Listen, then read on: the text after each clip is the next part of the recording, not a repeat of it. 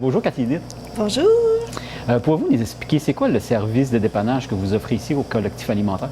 Les dépannages alimentaires, c'est un service d'urgence, mais ça peut rejoindre n'importe qui selon les situations. Comme par exemple, une personne qui a un décès dans sa famille, qui doit se déplacer à l'extérieur, qui se retrouve à être endettée pendant un mois ou deux, que ce soit le bris d'une voiture, une famille qui est en attente de chômage. En ce moment, c'est la grosse vague, l'attente de chômage, parce qu'il y a une grosse problématique avec le chômage, entre autres.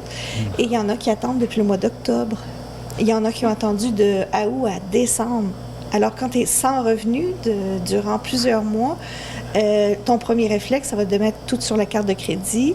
Ça va être de mettre tous tes comptes en souffrance pour essayer de te nourrir. Bien, nous, on est là pour ça. On est là pour donner une aide alimentaire d'urgence qui pourrait aider les gens justement à ne pas se retrouver dans ces situations-là, parce que si tes comptes sont en souffrance, ta situation va perdurer pendant plusieurs mois. Là.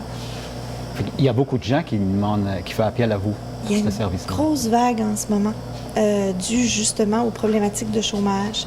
J'ai beaucoup de sans-revenus, j'ai eu des sans-domicile, des gens qui avaient plus les moyens de se payer un logement parce que les logements sont trop élevés, il y a un manque de logements en région, les propriétaires reprennent des logements, la personne ne peut plus se reloger, alors elle squatte un peu chez des amis, chez de la famille. Ça, j'en ai eu beaucoup en décembre, là, des sans-domicile fixe. OK. Puis là, vous avez un grand besoin en pots, des pots de plastique, des pots de verre. Parce que la particularité de l'organisme, c'est qu'on essaie de maximiser au maximum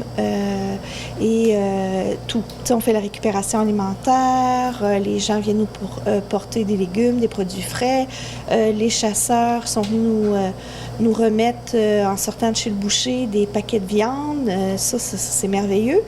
Mais on a également besoin à l'année de pots, de différents pots, de toutes les façons, que ce soit pour mettre les produits d'hygiène. On achète des gros contenants au niveau de du savon à linge, du savon à vaisselle, le shampoing et savon pour le corps, c'est un 2 en 1. Alors, on achète des grosses quantités puis qu'on met ça dans des pots en vitre. Et puis, il y a également les pots de plastique pour comme des pots de jus pour les pommes. Cet automne, on a acheté un pressoir à pommes, alors on presse les pommes. Et puis, on a manqué cet automne parce qu'on en a fait beaucoup, puis on en fait avec les gens. Alors, on a besoin de beaucoup des pots que ce soit de l'eau ou des pots de jus. On a besoin des assiettes en aluminium, on a besoin des pots de yogourt, tous les pots en plastique. Nous, c'est la récupération. Tous les pots nous servent à l'année et on finit par en manquer. Fait qu'on demande aux gens, venez nous emporter. Au lieu de mettre ça au recyclage, emmenez-nous-les ici. Ils vont avoir une deuxième vie.